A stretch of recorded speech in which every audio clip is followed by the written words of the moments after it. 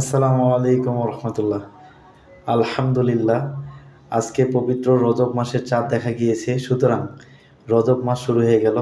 এই রজব মাস এমন একটি গুরুত্বপূর্ণ মাস, যে মাসে রাসূলুল্লাহ সাল্লাল্লাহু আলাইহি ওয়াসাল্লাম রমজানের প্রস্তুতি গ্রহণ করতেন এবং বেশি বেশি আল্লাহর কাছে বরকত চাইতেন, হায়াত বৃদ্ধির দোয়া করতেন।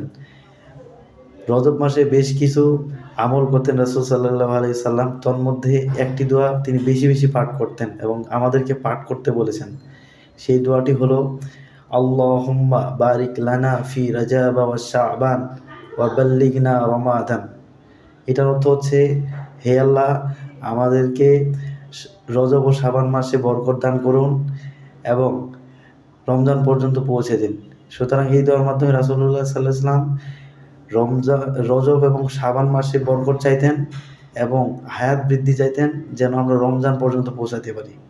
সুতরাং আমাদের রাসূলুল্লাহ সাল্লাল্লাহু আলাইহি ওয়াসাল্লাম যে কাজটা করেছেন, সেই কাজ অনুযায়ী আমরা ওনার উম্মত হয়ে এই দোয়াটি বেশি বেশি আমরা আমল করার চেষ্টা করব। আল্লাহ তাআলা আমাদের সকলকে দোয়াটি পাঠ করার এবং নেক আমল করার তৌফিক দান করুক। আমিন। আসসালামু আলাইকুম ওয়া রাহমাতুল্লাহি ওয়া বারাকাতুহু।